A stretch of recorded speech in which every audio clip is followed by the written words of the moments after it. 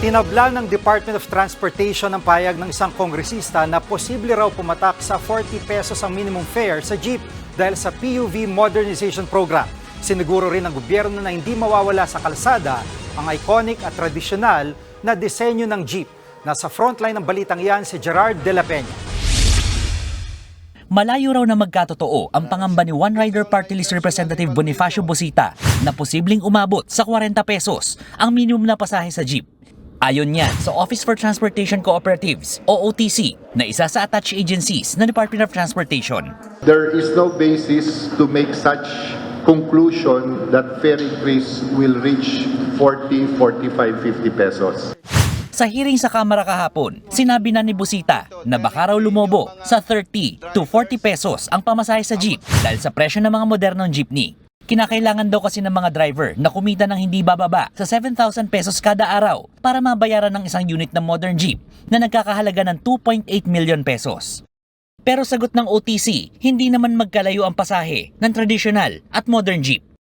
Mas mahal ang piso hanggang 2 piso ang pasahe dito sa mga modern PUV kumpara sa mga traditional jeepney. Pero kahit ganito lang kaliit ang diferensya sa pasahe, ang sabi ng DOTR at ng mga kooperatiba ay sapat naman daw ang kinikita nila para matustusan yung pang-araw-araw nilang operasyon at gayon din para mabayaran yung inutang nila sa ipinambili ng ganitong mga unit.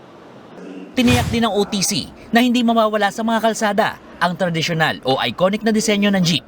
Ang direction po ng ating administration, the DOTR family, is to look for more local manufacturers na magkakaroon sila ng pagkakataon na magkaroon ng negosyo para matulungan ang ating mga jeepney drivers through cooperatives and corporations at lalo magkaroon ng opsyon yung ating mga kooperatiba at korporasyon to have yung inaasam-asam nating mga iconic design po ng mga jeepney.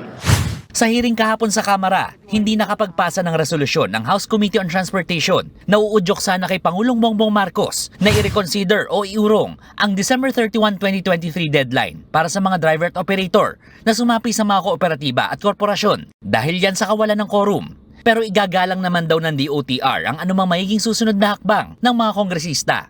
Hanggang January 31 na lang papayagang mamasada ang mga driver na hindi nakasama sa consolidation. At pagpatak ng Pebrero, ituturing na silang mga kolorum, kaya huhulihin na sila. Naging successful po yung deadline.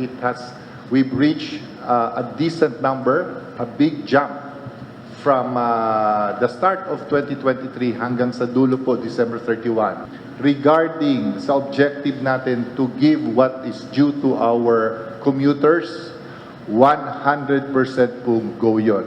Tuloy-tuloy po yung programa. Ayon sa LTFRB, ngayong taon na rin simulang ipatutupad ang route rationalization. Sa ilalim niyan, nakalatag kung ilang units ang pwedeng pumasada sa bawat ruta. Nagbabalita mula sa Frontline, Gerard de la Peña, News 5. Mga kapatid, Lucy Cruz Valdez po, maging maalam at may pakialam sa mga napapanahong balita sa bansa. Tumutok at mag-subscribe sa News 5 social media pages.